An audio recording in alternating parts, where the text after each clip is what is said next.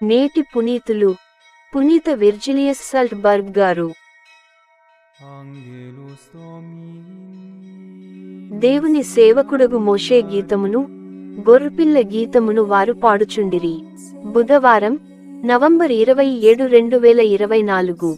మొదటి పఠనం దర్శన గ్రంథము 15వ అధ్యాయం 1-4 వచనాలు.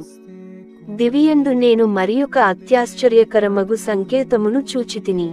7 జాడ్యములను ధరించిన 7 దేవదూతలు నాకు అటగోచరించిరి.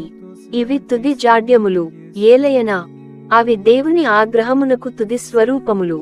అగ్నితో కూడి గాజువలె మెరయుచ్చు సముద్రము వలె విస్తరించియున్న ఒక దానిని నేను అటచూచితిని. మృగము పైనను దాని విగ్రహము పైనను గెలుపును సాధించిన వారిని, సంఖ్యచే సూచింపబడు నామము గల వానిపై విజయమును పొందిన వారిని కూడా నేను అటచూచితిని. వారు ఆ గాజు సముద్రము వలె గోచరించు దాని తీరమున నిలబడి ఉండిరి.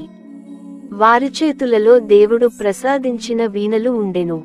దేవుని సేవకుడగు మోషే గీతమును, గొర్రెపిల్ల గీతమును వారు ఇట్లు పాడుచుండిరి. సర్వశక్తిమంతుడవగు దేవా, ఓ ప్రభు, నీ కృత్యములు ఎంత ఆశ్చర్యకరములు, ఎంత మహిమాన్వితములు! సర్వజాతులకు చక్రవర్తి, నీ మార్గములు ఎంత నిర్దోషములు, సత్యాన్వితములు! ఓ ప్రభు, నీకు భయపడని వాడెవడు? నీ మహిమను ప్రకటింపక తిరస్కరించు వాడెవ్వడు? ఏలయనా నీవు మాత్రమే పవిత్రుడవు. నీ సత్కార్యములు అందరకు సువిదితమైనవి కనుక సర్వజాతులను నిన్ను చేరి నిన్నే ఆరాధించును. ఇది ప్రభువు వాక్కు.